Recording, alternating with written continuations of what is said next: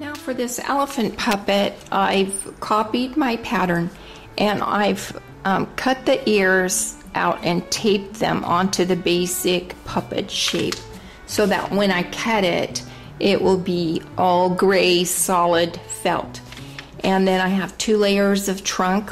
I'm going to blanket stitch around them before I put them on the front, and then I'll blanket stitch pink for the lining of the ears and the eyes, and we'll show you what that looks like. Now, while the puppet was still in a single layer before we added the back part, we've added all the facial features. Now, the trunk I did double thickness, and I blanket stitched around the dimensional part, and then I placed him on the puppet face and then just whip stitched around this part to hold it down. And I did stitch across the back here so there wasn't a pocket underneath.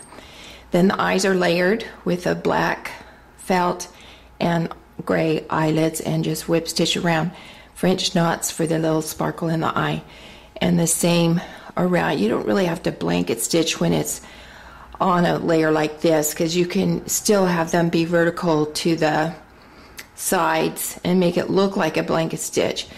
And the difference on a blanket stitch is when I put the puppet together. So now I've layered it with the back, and I want to blanket stitch the side.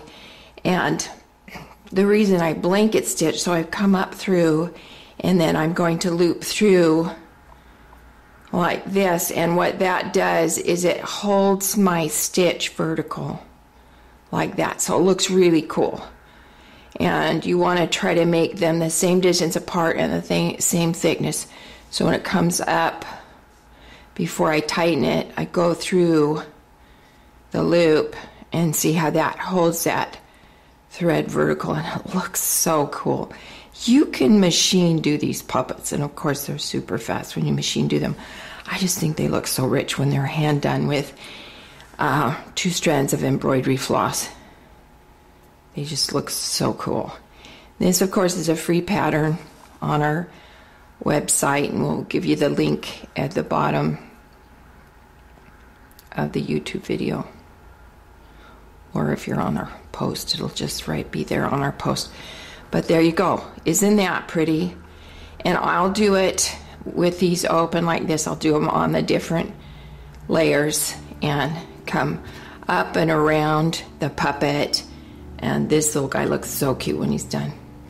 Now he's finished. He's just darling. We've blanket stitched all the way around and around the opening, and they just turn out to just look fantastic.